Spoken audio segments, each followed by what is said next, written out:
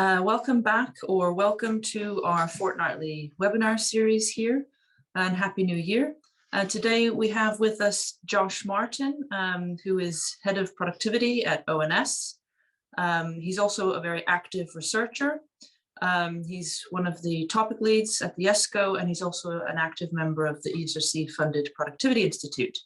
And he's with us today to talk about his research on measuring capacity utilization and productivity. So Josh is going to speak for about 40 minutes. We then have Q&A for about 20 minutes. And you can type your question in the Q&A box as we go throughout the presentation, and we'll address them then at the end, or you can type your questions then. And we'll then ask you to unmute your microphone so you can ask the question yourself. Just a reminder that this seminar is recorded. And I think we're ready to go. Josh.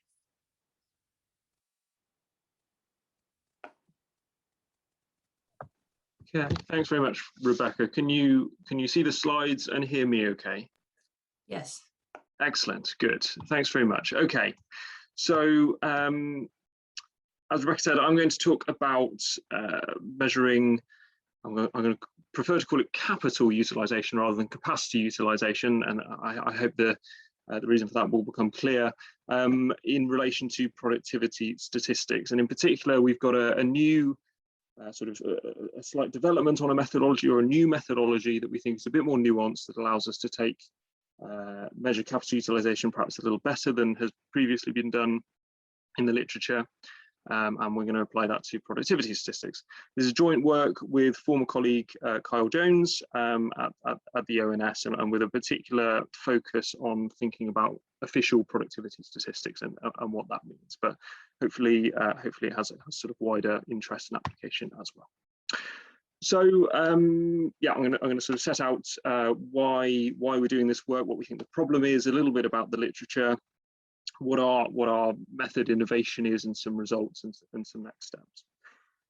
So the problem with doing nothing, the problem with the sort of standard model of productivity statistics. So, you know, the way that we measure a lot of things in the economy, productivity is no exception, relies on a set of sort of methodologies and frameworks and approaches which are relatively sort of stable over time, and that works very well a lot of the time, and then occasionally you have a pandemic and things work less well.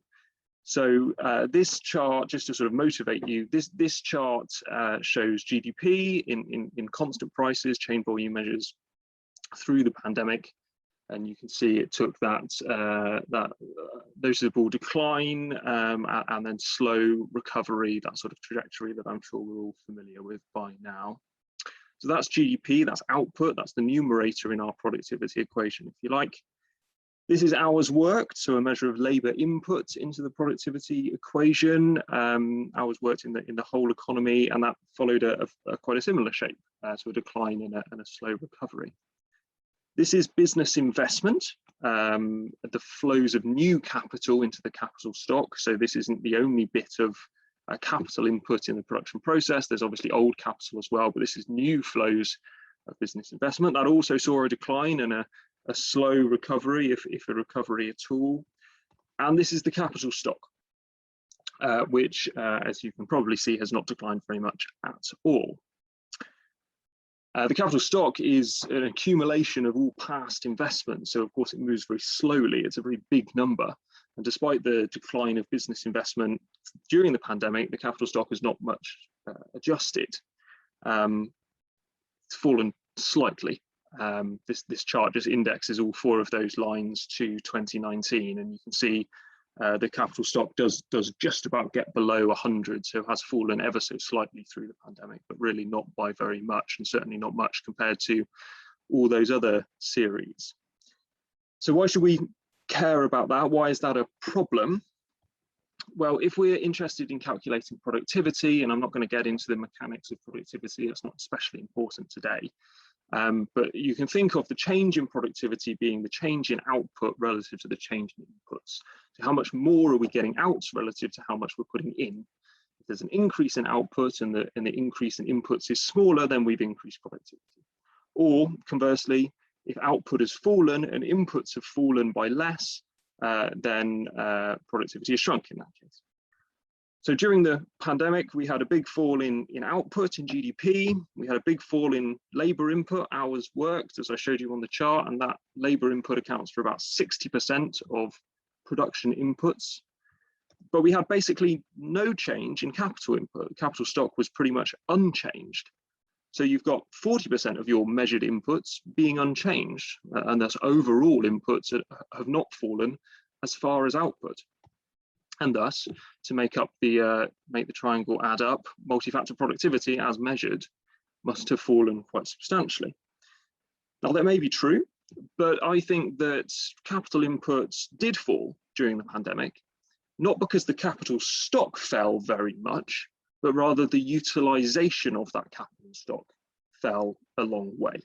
The buildings were still standing, but we weren't using them quite as much. So if instead we reformulate this as a big drop in GDP, a big drop in labour input, and a big drop in capital inputs, then the outcome for productivity is much more ambiguous. Outputs have fallen and inputs have fallen. What's happened to productivity, we don't know.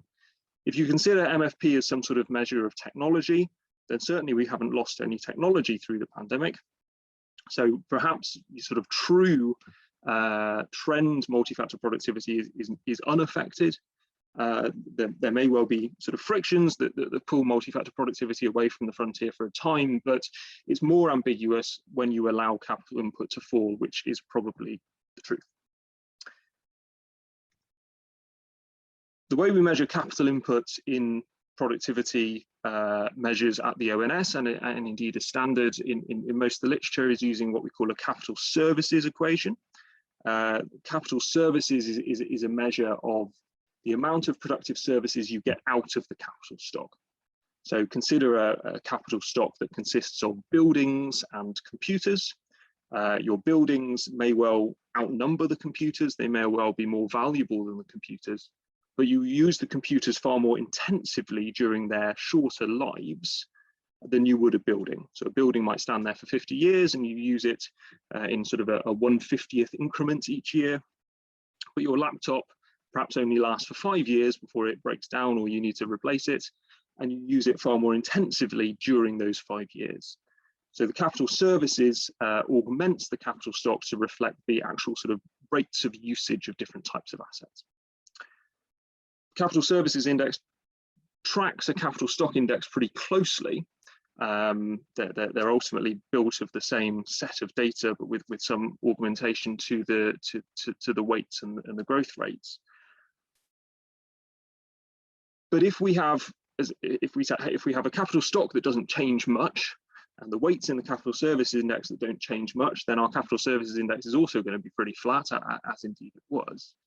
So we're thinking about, can we insert a term into this equation, a utilization term, that takes us away from just a capital stock measure, the existence of a capital stock, and towards something that better represents the true flow of capital services that are being pulled out of the capital stock. I like to think of the sort of traditional unadjusted capital services measure as a measure of potential capital services, the amount of capital services that could flow from the capital stock, assuming that you were utilizing them at a constant rate. But a utilization adjusted capital stock measure is a flow of true capital services, the amount of services that are actually pulled out of the stock. So it is measuring this utilization factor that we're interested in today. And the utilization factor here, as you might be able to tell from this equation, is very important if you implement one.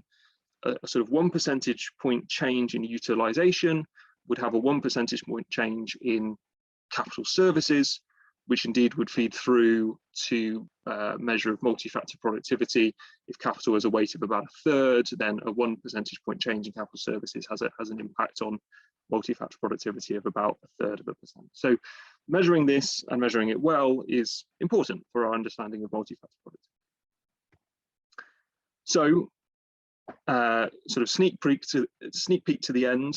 This is the same chart as before, but now I've added a light blue line, which sort of falls during the height of the pandemic and recovers. It's this light blue line here, if you can see my mouse. And that is a utilisation adjusted capital services measure. In fact, that's the one that the ONS publishes at the moment. And you can see that that follows the trend in output and in labour input far more closely.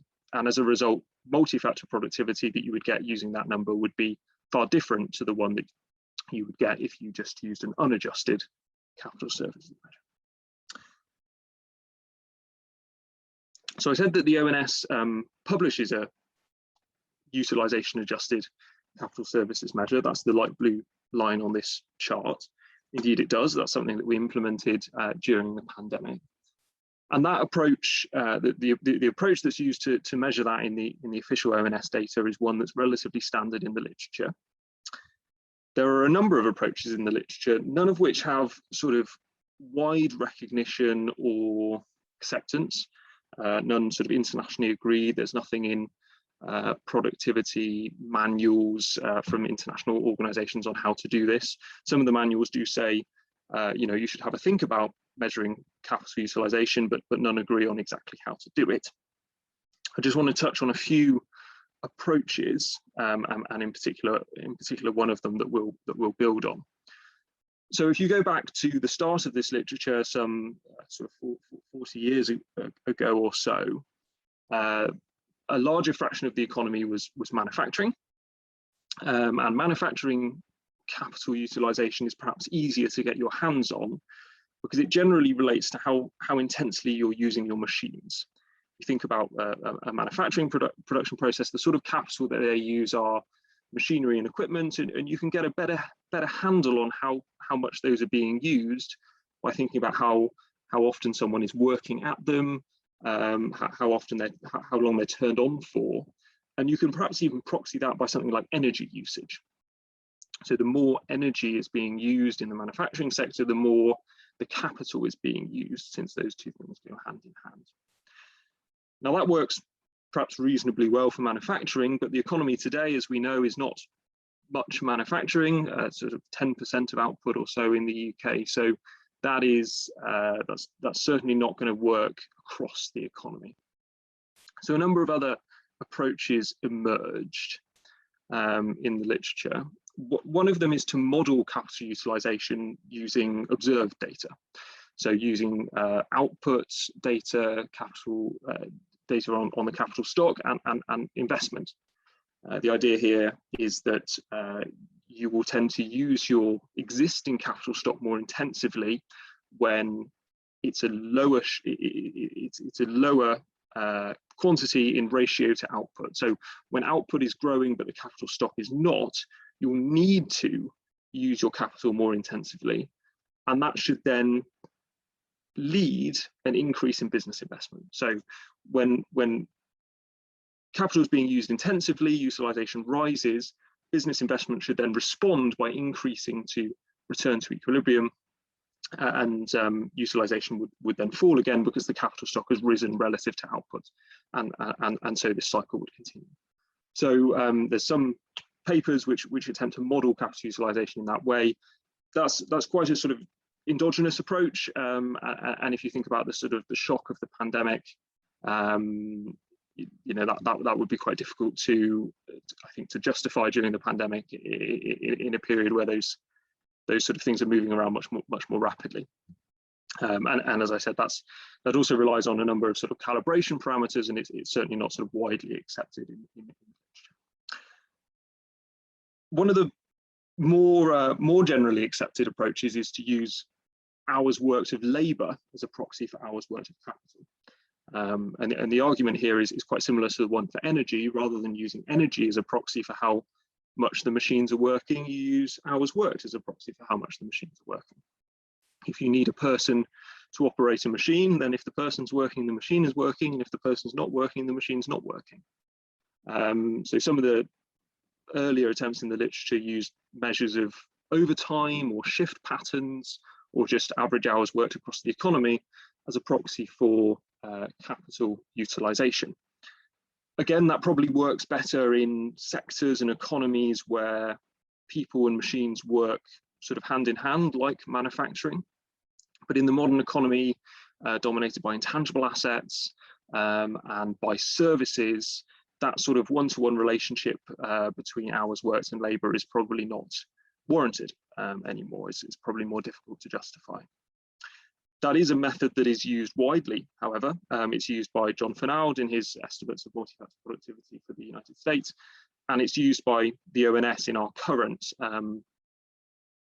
utilisation adjusted multifactor productivity estimates. The implementation in the ONS is similar to the one in the literature, which is to take the change in average hours worked by industry relative to some sort of baseline, and then aggregate that up through the industries to the market sector aggregate. So the line that I showed you previously is that approach. There are also survey measures. So the CBI in the UK runs a number of business surveys, and on one of those surveys it asks of manufacturing companies what fraction of your capacity are you running at the moment? What is your sort of utilisation of your potential capacity? Are you at capacity, or are you below? If you're below, how much below potential output are you? And you could augment that into a capacity utilisation measure. I carefully say there capacity utilisation, because the question does ask about capacity, not capital. And of course, a business's capacity depends not only on the utilisation of their capital, but all their other inputs as well, notably labour. So if, as at the moment, there's a labour shortage, a business might respond to that question in relation to how much labour it's got available to it, rather than how much capital it's got available to it. So there is a small distinction between capacity utilisation and capital utilisation. They may very well be related, but the survey measures generally relate to capacity utilisation, and we're interested here in capital utilisation. The reason that's particularly interesting is if you think about the way that we measure labour input, we already have a sort of utilisation measure in our labour input measures. You can think about the stock of workers as being akin to the stock of capital. It's the available services, the available labour services is the number of people that you have on contract or in employment. The number of hours worked is the business's choice to draw down those labour services. So you could ask someone to work overtime, or you could furlough them, or you could reduce their hours worked. So hours worked are a sort of utilisation adjusted labour input measure.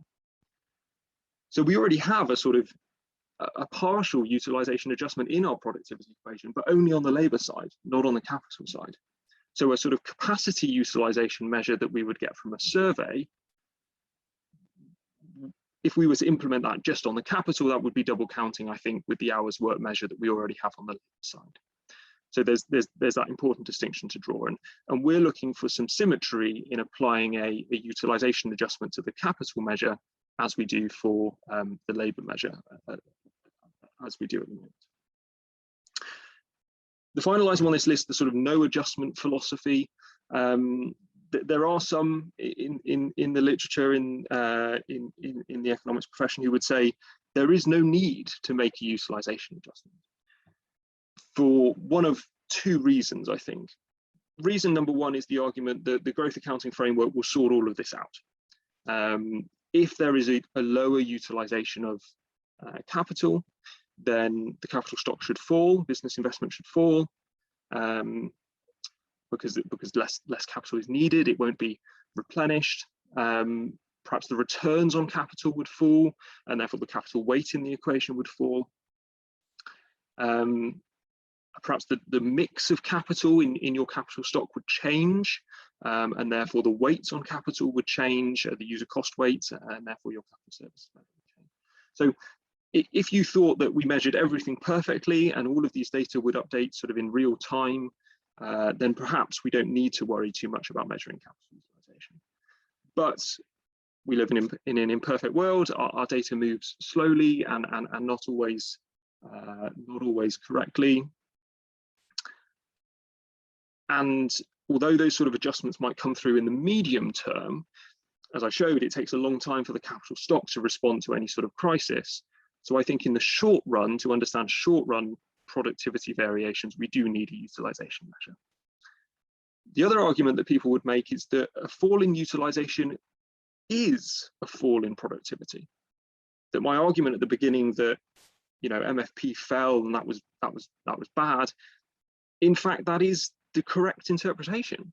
If you're unable to use your capital because of frictions, because of poor management, whatever, then that is indeed a productivity deficit. I think that's a sort of philosophical argument, which I'll try not to get into too much. I have some sympathy. In normal times, I'd have some sympathy. But I think during the pandemic, again, it's such an exogenous factor, a shock on the system, that I don't think it's fair to treat that as a fall in productivity. I think that's really a fall in measured inputs. The multi-factor productivity should be adjusted for it. So that's the sort of brief, probably slightly longer than I intended, review of the literature. But the one I particularly like to draw your attention to is this hours worked measure. There's a lot going for it. It's implementable. It applies across the economy. It's got probably more traction than any of the other measures, but it's got some flaws, and it's those flaws that we try and address in this paper. So the flaws at the moment, as we see them, are it's treating all workers as synonymous and treating all capital as synonymous. So all the sort of implicit assumption is all workers use all capital. So if there's a fall in average hours worked of some workers, it affects utilization of all capital. And it doesn't matter who is using what. So it doesn't reflect industry variation. In the way that the ONS have applied it, we do reflect industry variation, in fact, but the standard in the literature doesn't.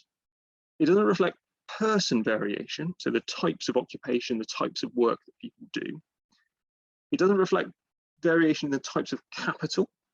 So, you know, buildings, software, IT equipment, R&D, all treated equivalently. All of them have a declining utilization when hours worked falls. And typically, there's no adjustment to a baseline. So if hours worked are falling over time, which they are,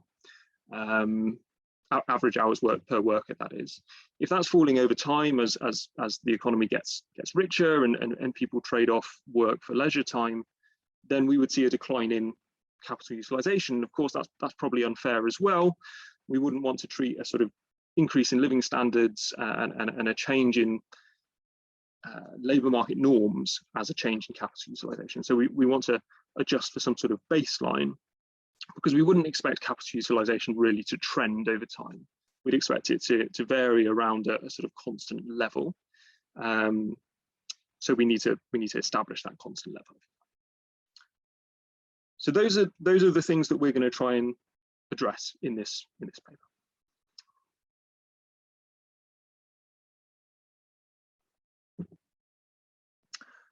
So for our approach, let me sort of motivate this by thinking about the production function. It's very sort of simple general production function. Output is some function of labour and capital with a sort of productivity shifter on it. We can expand that a little bit and think about, well, what are those K and L in here? What are those labour and capital? Well, they're made up of different capital types and different labour types. There's the different capital types of different assets, buildings, machinery, vehicles, software, IT equipment, and so on and so forth. And we have some sort of aggregator function, which is our capital services measure, which allows us to aggregate all of those things together. Likewise, there's a range of labour, people of different skills, different educations, different experiences, different genders, different ages, all sorts of things. They are aggregated together in some sort of labour aggregator function. And for multi-factor productivity, we usually use a quality adjusted labour input measure. So we say, we divide up the population into different cells, depending on a number of those characteristics that I just mentioned, and aggregate people's hours worked together according to their relative pay. People who are paid more get a higher weight based on an assumption that pay reflects productivity.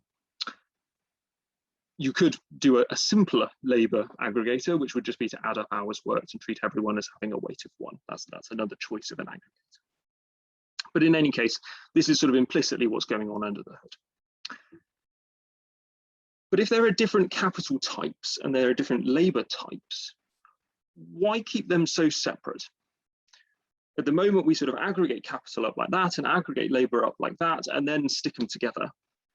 But in fact, there is a relationship between the labour and the capital at that lower level. There are various different labour types that work with various different capital types. Not all labour types work with all capital types. Not all labour types work with capital at all. And so we can think about the hours worked of relevant labour types as being a proxy for the hours worked of relevant capital types. So I made the argument before that in manufacturing, if someone has to work at a machine, then when the person is working, the machine is working. And that works pretty well in manufacturing, but it doesn't work in the rest of the economy. Now, it doesn't work in the rest of the economy because not everybody uses a machine. But if there's some IT professionals who use some IT, and there's some manufacturing workers who use some machines, and there's some airline pilots who use some planes, then maybe there is a relationship between labour types and capital types that we can exploit here, that is more general than the manufacturing approach.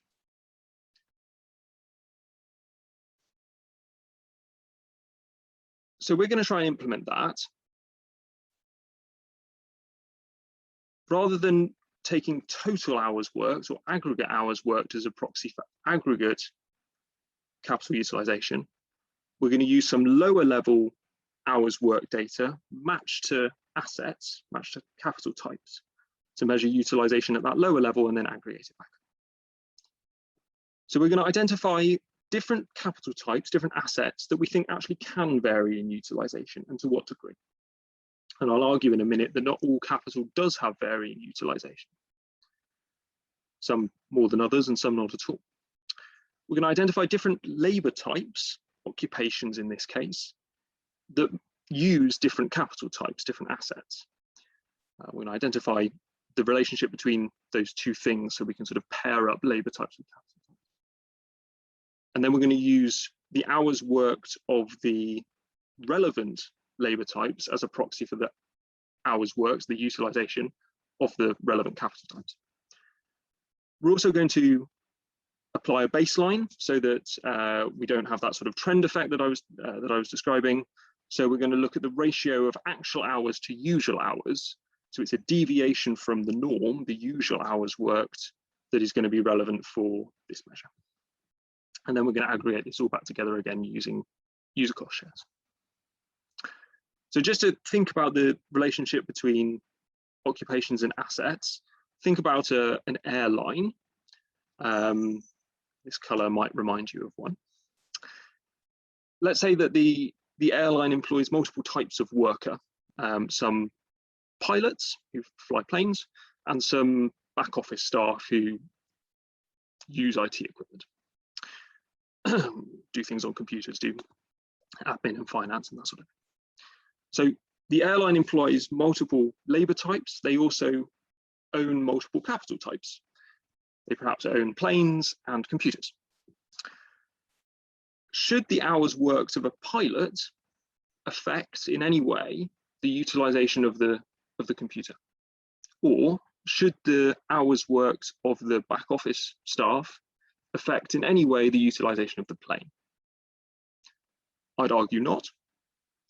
So we can link up the labour type, the pilot, with the capital type, the plane, and use the hours worked of the pilot to affect the utilisation of the plane, and vice versa with the IT equipment. So to do that on a grand scale, we looked at all of the asset types that are in the sort of standard breakdown of capital investment. That's in the first column of this table, and thought about which occupations would actually be involved in using them. I won't go into the detail of exactly how we did that. We relied on some data from the US ONET database, which is a very detailed task level data set from the US based on very detailed data collection. It's very useful. We mapped that across to UK occupation codes. It's a useful indicator, but we did also scrutinize it. There's 369 occupation codes in the standard occupation classification at the lowest level. We went through all of them, and we thought about which assets they matched up to.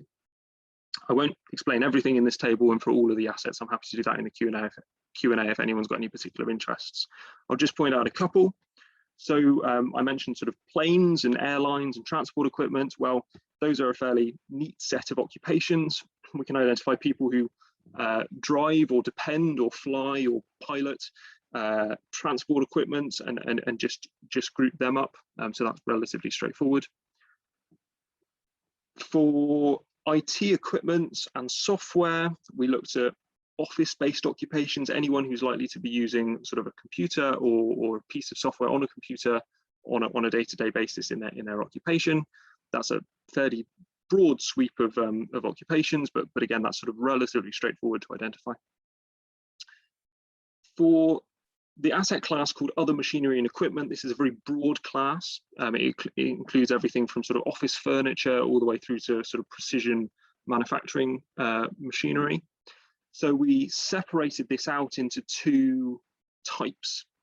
It's not sort of, we didn't have the investment or the stocks data at this level. We just did this to develop the utilization measure. Sort of thought about heavy other machinery and equipment, things that are used in agriculture, manufacturing, construction, substantial, valuable pieces of machinery, and linked up a set of occupations that would use that sort of thing. And then for the light machinery and equipment, the desks, the chairs, the shelves in a shop, all sorts of other things like that. We couldn't think of any occupation that didn't in some way interact with those sort of general machinery and equipment assets. So for them, we are going to use all hours worked as a proxy, and then combine that back in with the heavy machinery and equipment so that we reflect that nuance in that very broad heterogeneous asset class. For buildings, we say that anybody at a building is using the building. Anyone attending an office or a factory or a warehouse is using that building. And hence anybody working from home is not. And obviously during the pandemic, that's quite important. So the utilization of buildings is the inverse of the home working rate, and so on and so forth. For intangible assets, particularly entertainment, originals, and research and development, we're going to say that they don't vary in utilization at all. I'll come back to that in a couple of slides. But because that's very demand driven, we didn't need to match up occupations there at all. Okay, so I said earlier on that we're going to think about which assets really do vary in utilization and which ones don't. I just said that R&D and entertainment originals, we're going to say don't vary in utilization at all. Let me motivate that. So in the sort of standard measurement of the capital stock and measuring depreciation, there are two main reasons why, only two reasons why capital depreciates, why it loses value over time. The first is that it physically wears and tears. You use it, it degrades, and over time that degradation adds up. So you use a machine and the parts wear down, or you drive a car and the motor wears out, or you type furiously at your keyboard and the keys start falling off. So there is some degree of use-based depreciation, and we think that utilization, the more you use something, the greater will be that wear and tear. So there's a relationship between using the asset, utilizing the asset, and its physical wear and tear. The other reason for depreciation is obsolescence. Over time, things just become less useful. Technology moves on, consumer demand moves on. Better alternatives come up, and so you just don't need that asset anymore. That's the only reason that intangible assets depreciate. No matter how many times you run the software, it runs just fine every time. So the only reason that intangible assets depreciate is due to time-based depreciation, obsolescence. So the use of intangible assets doesn't affect their rate of depreciation. Obsolescence can also apply for tangible assets. So we can sort of think about a scale of all the different types of assets. On the left-hand side here is a set of assets that have a lot of obsolescence-based depreciation, and hence we're going to argue that utilization doesn't vary very much. And on the right, we're going to have a set of assets where use-based depreciation is far more important, and hence utilization can vary to a far greater degree. So the things on the far right, machinery, transport equipment, obviously if you're not using it, it's not giving you any capital services. Its use and its depreciation are strongly related, so that's on the far right. And on the far left are things that the utilization of those assets is very demand driven. You know, using more R&D doesn't really make sense. The R&D is embodied in the products that are sold in the market, so the use of the R&D is consumer demand led. The business doesn't really have a sort of a power over that.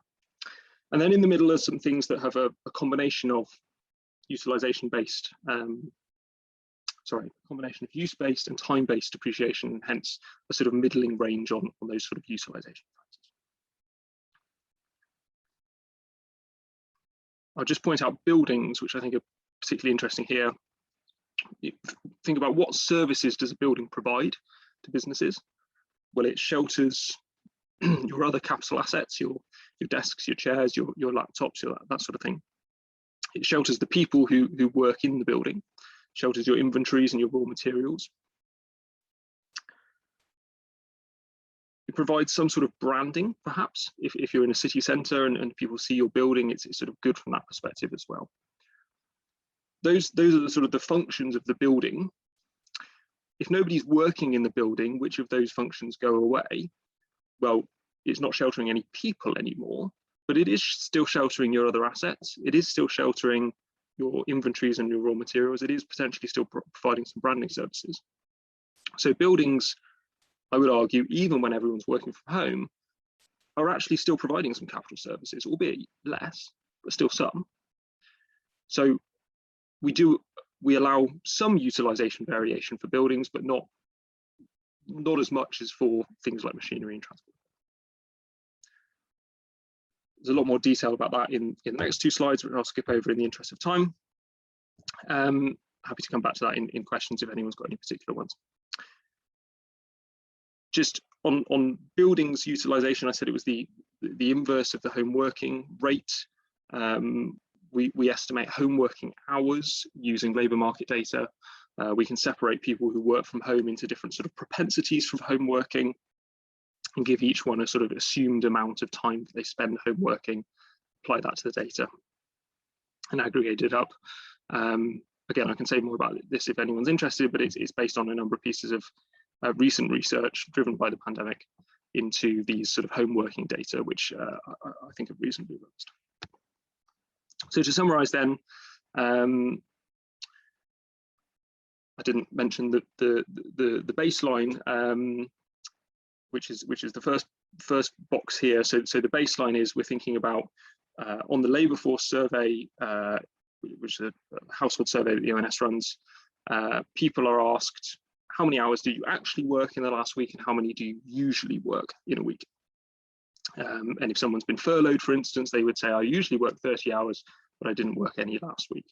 Or if they did overtime, they'd say, I usually work 30 hours, but last week I did 35 hours because I did some overtime. So we're going to calculate the ratio of actual to usual hours so that we adjust for that baseline and we adjust for sort of normality. We're going to do that for all the occupations and all the industries. We're going to aggregate that together into the different, match together the different occupations and the different assets as I described on the previous slides. So pilots and so on matched to transport equipment and so on and so forth. Multiply by some asset specific factors which reflect the degree to which utilization really can vary. Again, described on the previous slides, and then aggregate those assets together to the industry level using user cost shares from a sort of standard growth accounting framework. Okay.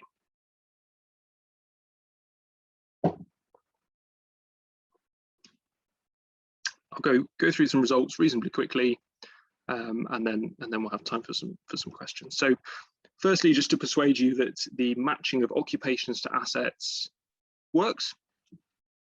This is the share of total hours worked by industry that fall into a number of these asset categories that we've defined. We haven't got all the assets on here because a lot of those assets don't have particular occupations matched to them. For the light machinery and equipment, I said that everybody uses light machinery and equipment, so it would be 100%, so it's not on this chart. But for some of the assets where this is particularly interesting, I think this demonstrates that it works very well. So the yellow bars here are heavy machinery and equipment, so those sorts of machinery and equipment that is valuable and substantial, not just desks and chairs. And they show up largely in production industries, which is exactly what you'd expect. There's also quite a bit in the healthcare industry down here, the Q, and that's because medical equipment is also heavy OME in our method. Transport assets are in the dark blue bars, and they show up largely in the transport industry, unsurprisingly, also in agriculture. You've got the fishing industry in the agricultural group there as well. There's also a bit of a spike down here in the public administration industry, because that's got the police in public administration, and they obviously use vehicles. And then finally, ICT equipment, which is also used for software, is in the light blue bars, and that's pretty common across all the industries, but particularly the services industries and particularly the professional services industries. And again, that makes perfect sense. So hopefully that motivates you that our matching of occupations to assets works, because this sort of spread of hours worked is exactly what you'd expect. And hopefully this persuades you that our measure of home working hours is also sensible. The scale here is in percentage terms, so that's 20% at the top, 10% in the middle, and 0% at the bottom. So the proportion of hours worked at home has been steadily increasing over time, up to about 7% just before the pandemic, and then jumping to something like 20% during the pandemic. That might even be a little bit of an underestimate. And the inverse of this is the utilisation of buildings. So the utilisation of buildings fell quite substantially during the pandemic, but obviously not all the way to zero, because there's an awful lot of people who can't work from home who are still working in offices and other sorts of buildings. Okay, so put all that together, what do you get? This is our aggregate capital utilisation series for the UK market sector. This is the market sector because all of our growth accounting estimates at the ONS are based on the market sector, the non-government sector, where the growth accounting framework sort of works a bit better. You can see it sort of varies around a sort of constant level. I should say that 100 here doesn't mean 100% utilisation, it's just indexed. Indeed, we don't provide any sort of estimate of the actual level of utilisation, only the change over time. So it varies around a sort of constant rate for all of this period.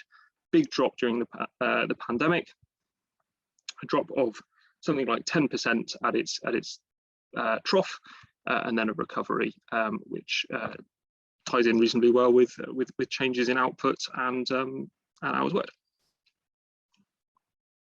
The striking feature of this chart, however, is that there's no financial crisis effect. You look in the middle where you'd expect to see a big drop because of the financial crisis, and there isn't one. That's perhaps surprising, and perhaps there should be one. I'm not sure. I don't have a particularly strong prior on that. In some industries, I would well expect a fall in capital utilisation for a time. Across the economy as a whole, I'm not sure. I think this partially reflects the measurement approach. So we know that there was labour hoarding around the time of the financial crisis. So people were retained in their jobs, hours worked were maintained, and we sort of pass that through and say, well, if hours worked were maintained, then so was capital hours worked. There is a drop in the manufacturing industry, which I'll show you in a second, but taking at this aggregate, there isn't really one, and I'd be interested in any views on that. Let me just show you what this looks like if you don't make those asset factors that I talked about. So if you allow buildings to vary totally, and you allow What else did I talk about? IT equipment to sort of vary in utilization entirely, not with those sort of adjustment factors that we put on them. If you do that, you get a far sort of spikier series because you've got a lot more volatility playing in here rather than the sort of subduing effect that those factors apply. And during the pandemic, you'd have a fall in utilization that's larger, more like 25% with the recovery, because the shift to home working has a bigger impact, and so on and so forth. I think I prefer the blue line. It's smoother and feels more realistic to me. That the green line feels quite noisy, and we think because of the sort of small sample sizes and the way that we've matched occupations to assets, that works better when you've got the sort of slightly subduing effect of the asset factors applied in there as well. This is the manufacturing industry, comparing the blue line, which is our approach, which does have a small financial crisis effect that you can see a fall in utilization there of about 4%, compared to a survey-based measure from the CBI. Again, this is capacity utilization, not capital utilization, so be aware of that. They're not particularly well correlated. There's a fall in the red one and the blue one at the time of the financial crisis, although the fall in the CBI series is obviously far larger. And during the pandemic, again, there's a fall in both, but the one in the red series is far larger. So the survey data seems to be far more responsive to shocks and sort of variability than is the measure that we've proposed. I don't have a particular prior on which one of those should be better or more realistic. Again, if anyone's got any thoughts on that, I'd welcome. This is variation in the change in utilization across industries. So we've measured this at 64 industries, and the sort of median change, which is the dark blue line in the middle, basically is around 0. You know, the median change is no change in utilization quarter on quarter, which feels about right. But in every quarter, there's a lot of variation. Some industries are increasing substantially, some are decreasing substantially, and that's moving around. But that variability is fairly constant over time, which again is good. During the pandemic, we had a big drop in utilization for the market sector, which I just showed you. How does that vary across industries? Well, we've got.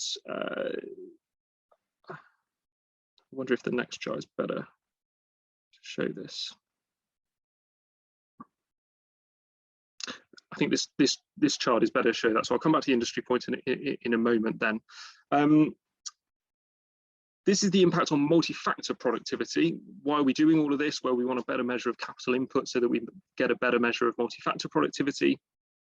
The blue line is multi-factor productivity 4-quarter growth rate over the last, 17 years or so. And the yellow line is that same thing, but with our utilization adjustment applied. They're very similar. They follow a very similar trend. Unsurprisingly, it has small sort of quarter-on-quarter changes, but not to any great degree. The trend is not much affected. The financial crisis is not much affected because I said that there was not much financial crisis effect in the aggregate.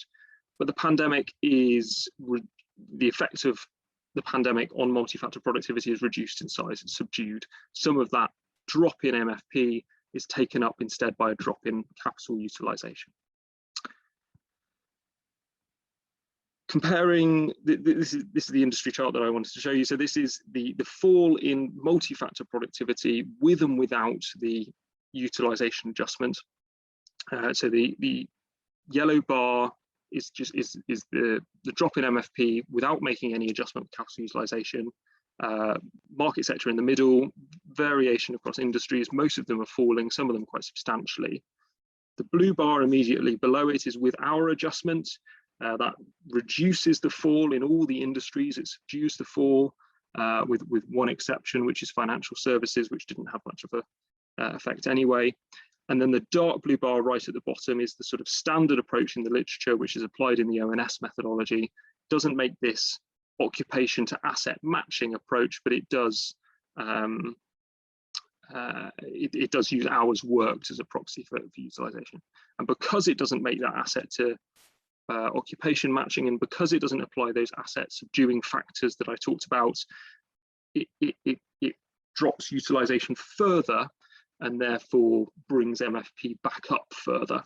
Again, I don't have any priors on which of these two sets of bars is better, but it seems clear that our methodology is, in being more nuanced, is actually allowing capital utilisation, is keeping capital utilisation closer to the norm, because people who work with the capital perhaps more likely to still be working during the pandemic, less likely to be furloughed.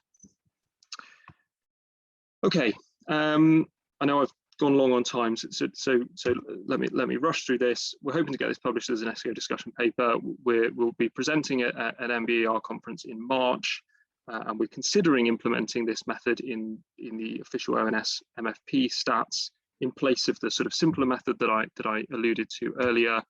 There are pros and cons about whether we want to do that or not. Should we implement it just during the pandemic because it's a sort of unprecedented shock and we want to adjust for that? Should we implement it only during times of crisis? Then we need to decide what determines a crisis. Should we implement it across the full time series? Are we then just introducing more noise than signal? Still to be determined based on sort of feedback to this work. And I'll stop there. Thanks very much. Happy to take questions.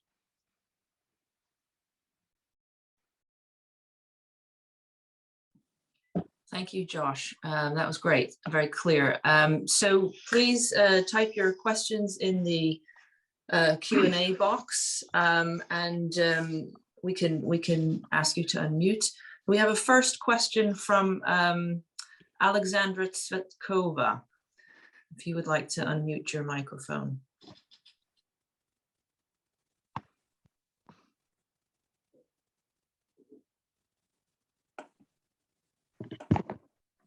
Hi, thank you so much.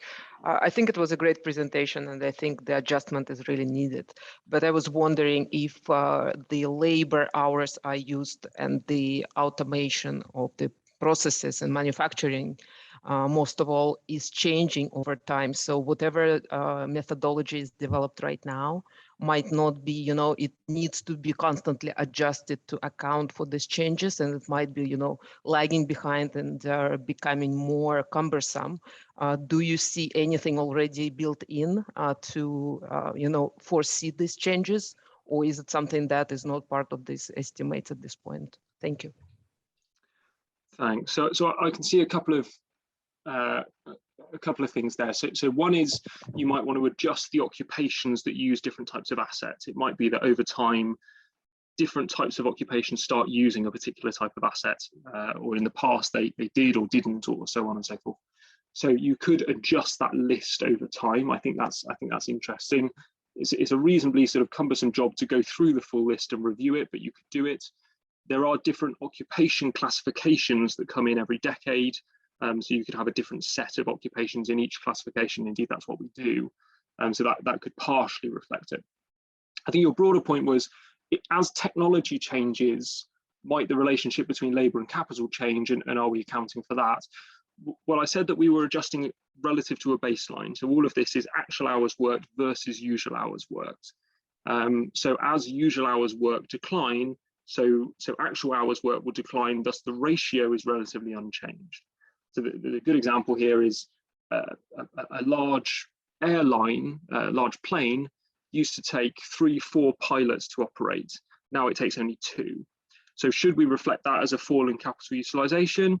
No, that's just a change in technology. So in that industry, we would see a change in usual hours worked and average hours worked. The ratio would be relatively unchanged. That's the importance of applying that baseline, and that is what we do. So I think that's partially addressed, but it is a good point. Thank you. Okay, so please keep questions coming in for Josh. So maybe slightly related, I'm just going to take the opportunity here. So maybe slightly related to the question you've just had here.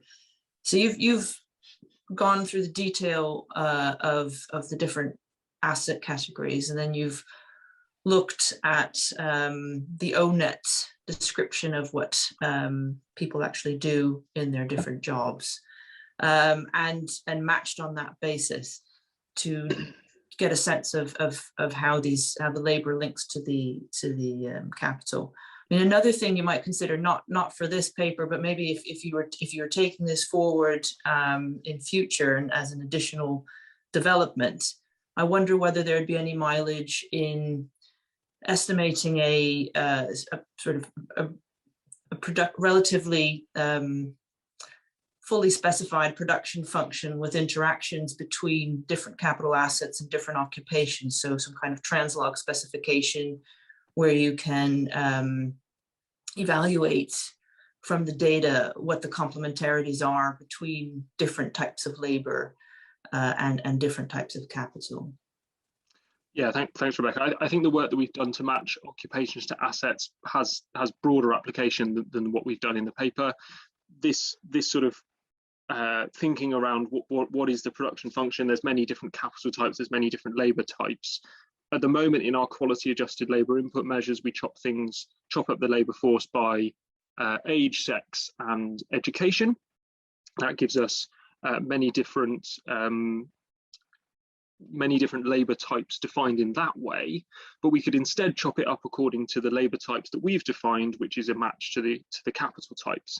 So we could have 13 capital types and 13 corresponding labour types, and then, as you say, sort of do some interaction work. So yeah, absolutely, I think there's wider application here, and the paper, the draft paper that we've got, does have the full list of occupations and what assets they map to, so others could pick that up.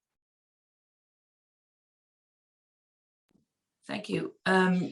Okay, so we have a question now from Bart van Ark, if he could please unmute his microphone.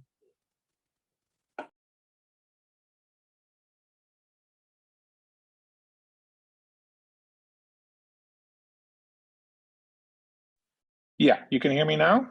Yes, I can hear you, Bart. Yeah, good. Okay, thanks. This is very interesting work and indeed very important.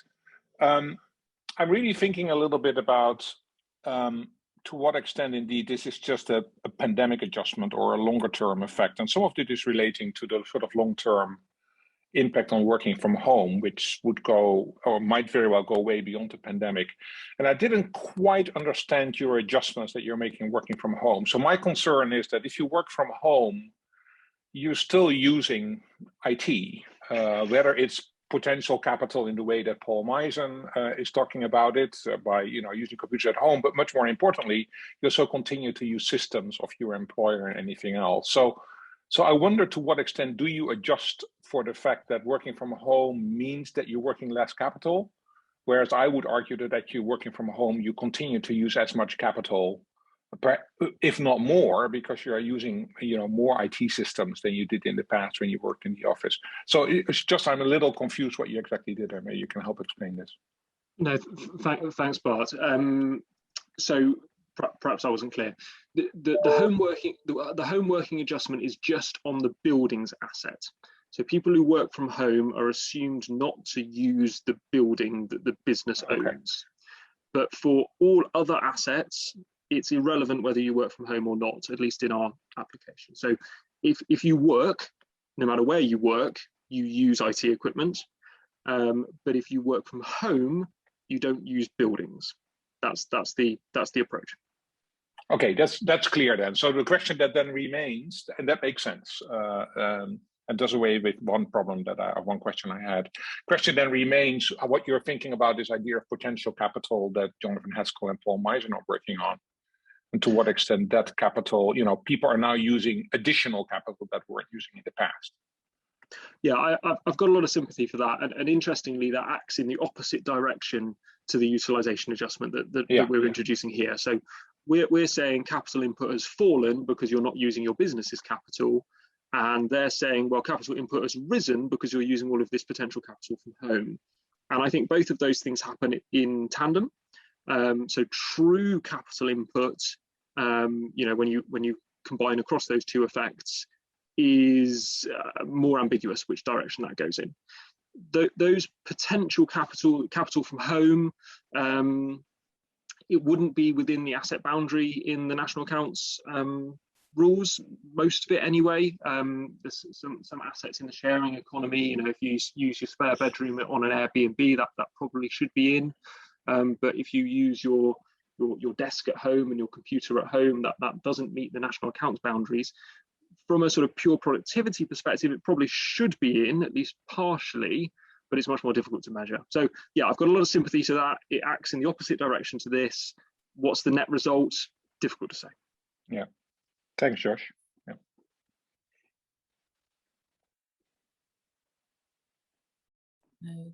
Okay, so I don't know if there's any further questions. I have one last comment, and if anyone has any additional questions, please put them in the Q&A. But this is something we've discussed before, Josh, but so my question is around the first box. You sort of summarized your methodology with a set of 3 boxes, and in your first box you have the use of the, yeah, there we are. You have the use of the actual versus usual hours, and you calculate that by occupation and by industry to make your adjustment. And so in the pandemic, what we would see is we would see the actual hours for someone on furlough, for example, we'd see the actual hours being 0 or somewhere around there, and then their usual hours being whatever they were, and they would count in your adjustment.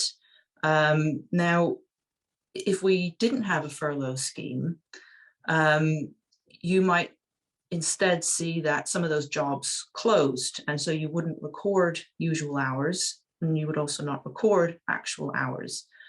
And so then the question becomes, is this calculation very much dependent on the nature of the furlough scheme that you have? So like, let's say you wanted to use this adjustment to compare things across countries, would it be very sensitive to the different policies that different countries had in relation to the pandemic and furlough type policies? Does it have implications for how we can use this adjustment over time? So, I mean, you showed, for example, the adjustment wasn't as significant during the financial crisis. So I'm just wondering what can be done, what are your thoughts around that, and what additional things could you take into account to address that issue? Yeah, thanks, Rebecca. It's a good point.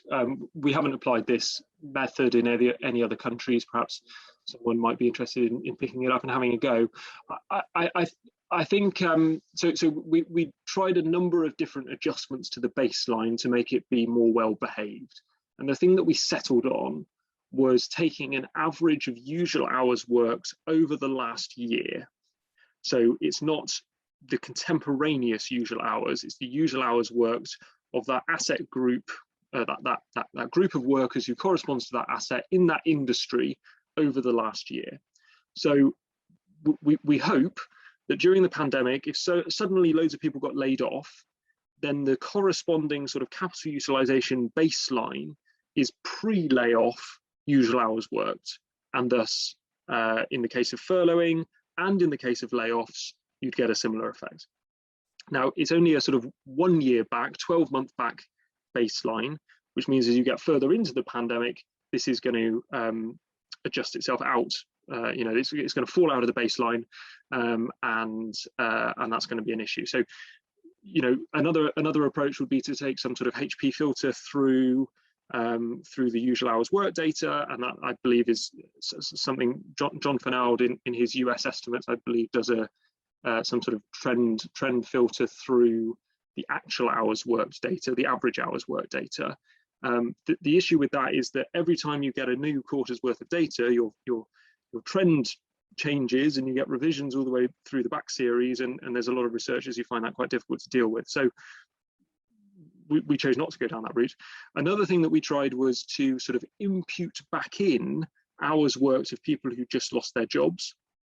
So, calculate all the people who just lost their jobs in the latest quarter, look at how many hours they used to be working, or if we don't know that, impute them and stick them back into the baseline. That didn't make a whole lot of difference either. So we tried an awful lot of things. The one we settled on we thought was simplistic, but in the right direction. And I think that would address some of the issues. But I think as the shock goes on for longer, you know, if the pandemic is a 2-year shock, not a 1-year shock, then that sort of 1-year baseline approach is not quite so good. So that probably does need another look. Yeah.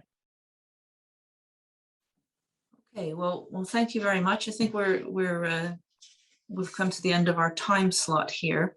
Thank you, Josh, for the very clear presentation and really interesting work. Thanks to the audience for attending and for questions. Please join us in 2 weeks' time. We have Morgan Frank from the University of Pittsburgh, who will be talking to us about network constraints on cities and economic resilience. So thank you very much.